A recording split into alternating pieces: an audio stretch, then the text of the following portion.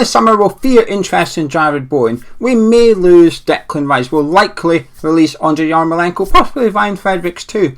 It's unlikely we'll see Alex Kral at West Ham beyond the summer, but one player definitely departing the Hammers after this season is Mr. Mark Noble.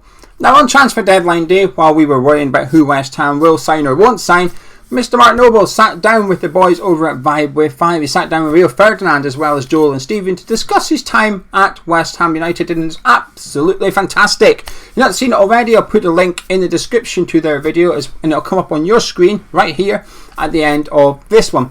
Now, the reason for my video about their video, and there's a few reasons. First of all, I loved it. Second of all, he's my all-time favourite West Ham player, so I'm a bit biased when it comes to Mark Noble. Third of all, it's positive, isn't it? This is a positive video, I promise you. There's a bit of positivity here. Believe it or not, we don't like being grumpy all the time at Hammers Chat, but that's our honest opinion. It's our honest opinion.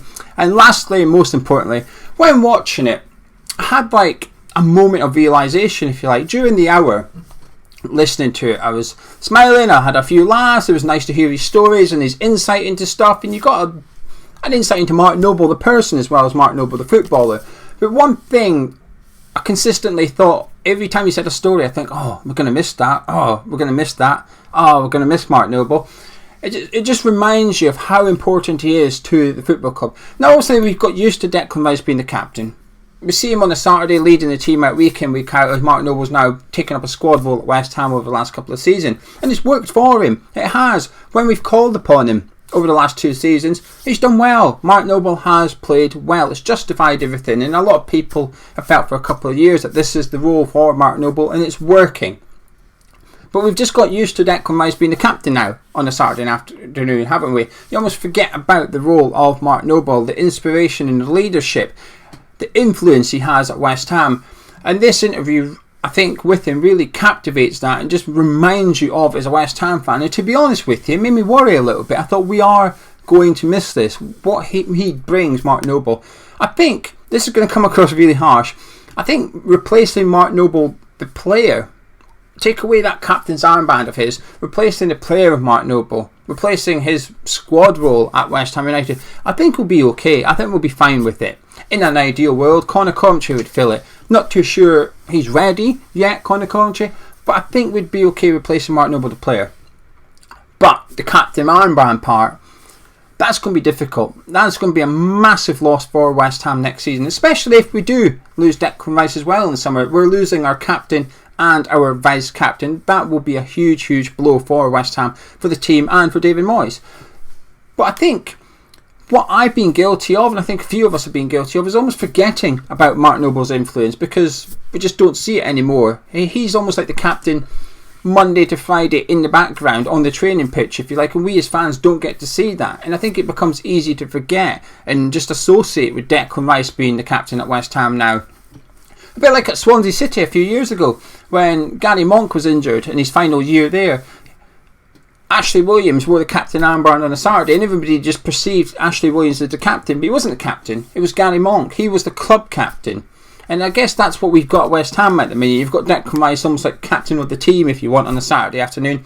But the club captain is Mark Noble. And this interview really portrays that. And there's a few examples I've picked out that I just want to discuss. I say discuss, I want to tell you about what Mark Noble said and give my thoughts on it. Because there's those moments in the video, I just absolutely loved it. And my favourite bit, funnily enough, was got nothing to do with West Ham. It's got absolutely nothing to do with West Ham. And it's right at the very end of the video. They mention Ireland to him and they almost go to not get into it because they're running out of time. But Mark's, I've got a straightforward story. I'll tell you about Ireland. I'll tell you why I'm not represented Ireland. And I thought, okay, this will be interesting. And I assumed he was going to say because he didn't want to close the door in England. He always had hope that he might get an England call. But it's got nothing to do with that.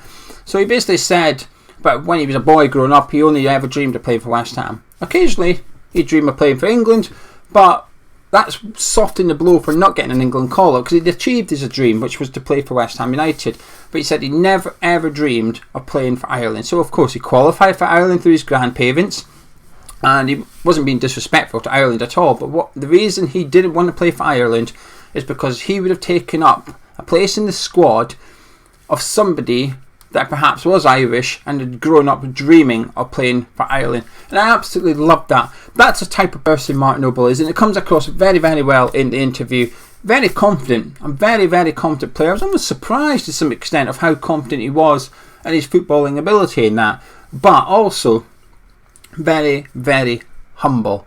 And I think that qualities that he had, and he goes on to show his leadership at West Ham, we'll discuss it in a minute, we are seriously going to miss that. We are going to miss Mark Noble. Maybe it's just me, because like I said, he is my all-time favourite West Ham player. I know I'm biased when it comes to Mark Noble. Mark Noble can do a simple pass and I'm, well done Mark, I root for him a little bit more than other players. We all have those players. Mark Noble's always been that player for me.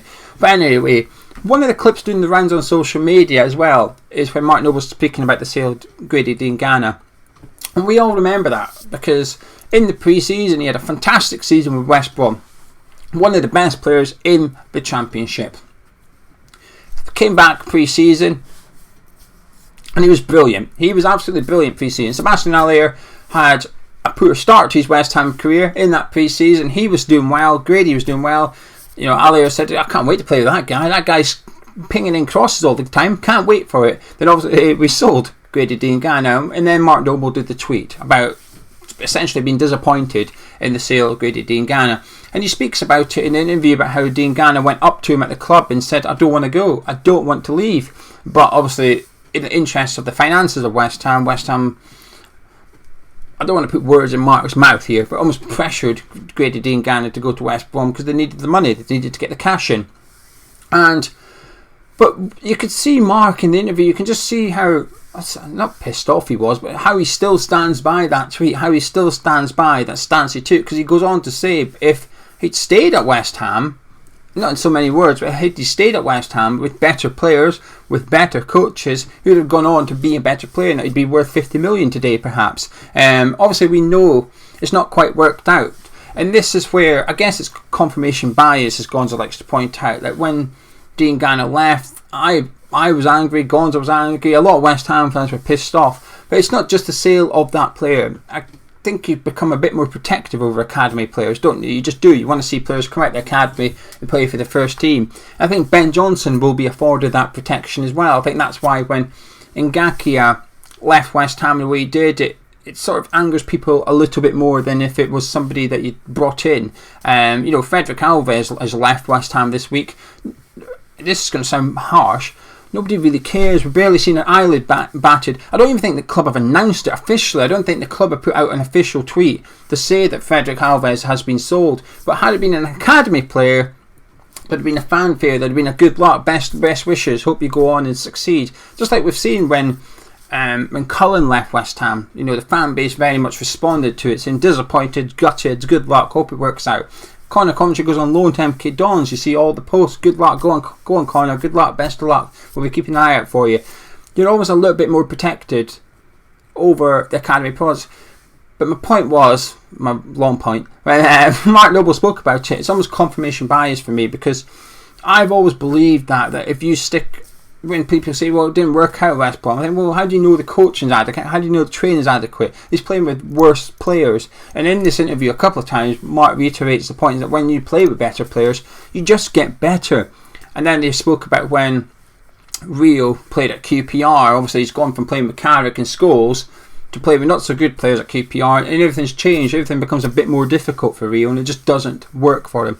But the Grady Diangana thing was nice to hear Mark be quite refreshing and honest about it. And anyway, the Grady Diangana one, that leads on to the Dimitri Payet one, and this just displays the influence, not just the leadership, but also the influence Mark has at West Ham. I was speaking to someone a month ago, 2 months ago, and they were basically saying about how they needed something to happen at West Ham, and basically said we're going to have a word with Mark because Mark can actually massively help change things at West Ham United. People want something done, they go to Mark Noble, and he has that power. And Mark Noble uses the word power in this interview with Dimitri Payet. He just said if Dimitri had come to me, told me what was wrong and stuff, I could have used my power, I could have used my influence at West Ham to let him go. I would have let him go. And he just keeps talking about how he doesn't know what was wrong, but if Dimitri had family issues, then Mark Noble said he would have done the exact same. Family comes first, go do it. And I just love that. It takes away your biasm of West Ham, if you like, that he puts being Dimitri's friend and teammate almost over being an employee of West Ham United. And I think that's what I liked about the Grady Diangana thing, because as an employee of West Ham, as an employee of David Sullivan, who decided to sell Grady Diangana, it would have been easy for Mark Noble just to fall in line, zip it, keep your mouth shut. And it was a bit of a rare outburst from Noble, of course, but to hear that, it's just refreshing, I guess. The other two things I liked, there was one or two other things I liked as well, but one of them was sweeping the change room. I know it sounds really daft, right?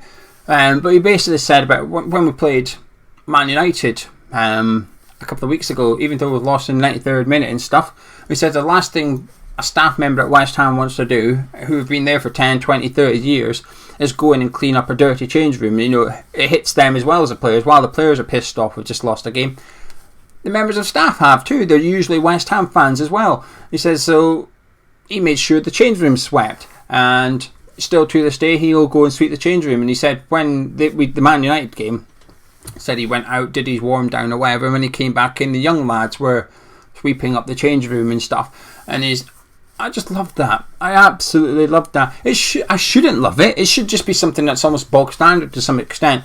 But sometimes we get this impression as football fans that Premier League players live in a bubble, and some of them do. Let's make no doubt about it. I mean, Noble then talked about a time when he just broke into the team, and then he left his ring in the change room. He went out, then he had to go back in to get his ring from the change room. He walked in. He said it was just a mess. He said there was water bottles everywhere. I'm pretty sure he said empty milkshake canisters or something like that. I don't know who's having a milkshake after the game, but there was tape everywhere, and he just said it was just disgraceful. He was almost embarrassed to walk back in and see the mess he'd left it. And that's what made him think, right, we're going to change this now. We're going to change this going forward. So in this world, when we feel that Premier League players live in a bubble and stuff, it's nice to see that our club does something that means a lot to people. You can almost guarantee the staff at West Ham just appreciate the fact that their players do the cleaning up and just makes their job 10 times easier. And why shouldn't they? I know that. Just nice to hear. It was a nice feel-good story. But the last thing I liked about him, again, right at the very end, they basically said, you know, are you doing a documentary? And we know there's a documentary of some sort being made about Mark Noble and his time at West Ham. And Mark's almost not put a stop to it. He's put a massive restriction in place for the documentary, and he just goes on to say about how he doesn't want the cameras in the change room. He doesn't want them sticking a camera in the faces of his teammates and stuff. It's his last year there. He wants to enjoy it as a player, and the last thing he wants is a film crew. So while you can do the documentary, use the game footage, use the archive stuff, have a chat to Mark away from West Ham, and you can do bits and pieces. But in terms of getting involved in the everyday life on the training ground, it's a no-go. And it just shows that there's not every footballer out there who put the team before himself. And I think during the interview, like I said, there was this just realisation that we are all getting caught up in what players we may lose, whether it be Declan Rice or Jared Bowen, and understandably so. But actually, I think we've almost lost focus of the impact that Mark Noble has, actually, and the importance of Mark Noble at West Ham. And I know he's probably still going to be at West Ham in some sort of role. You know, David Moyes has suggested that Mark takes time away from football, goes and spends it with his family, has a break, and then comes back. So we don't know what the future holds for him yet. What I do know, well, I don't know, but what I think we're really going to miss Mark Noble when he leaves West Ham, which is inevitable, and I think we've always known that. But this interview just reminded me, and probably made me realise, and then for all this worry about other players leaving West Ham and stuff, actually the guy that's just walking out the club on a free at the end, I say on a free, the guy that's is he retiring? I still don't know, because when he penned his letter to the fan base, he said that this is his last year at West Ham. He never actually said he's retiring per se, so he still might have a year in lower league football or something. But this guy that's hanging up his boots at West Ham, certainly, it's going to be a massive, massive miss. Not something that's going to be easy to replace, and it worries me a little bit, because while the success of West Ham, a big part of the success of West Ham in the last 2 years has been about the attitude, the work ethic, he's almost like a symbol of all that at West Ham. If you like, he's quite pivotal as well. That interview, I thought was absolutely fantastic in portraying that, and I absolutely loved it. Anyway, there you go. That was positive, wasn't it? Basically, me bigging up Martin Noble for the last 15 minutes, but you know something? I shan't stop. I absolutely love him to bits. If you enjoyed tomorrow though, back to normal. Got the Kidderminster Harriers preview. Looking forward to it. The game as well as a preview. Drop a like on the video if you enjoyed it. Subscribe if you're around here. Catch you in a bit.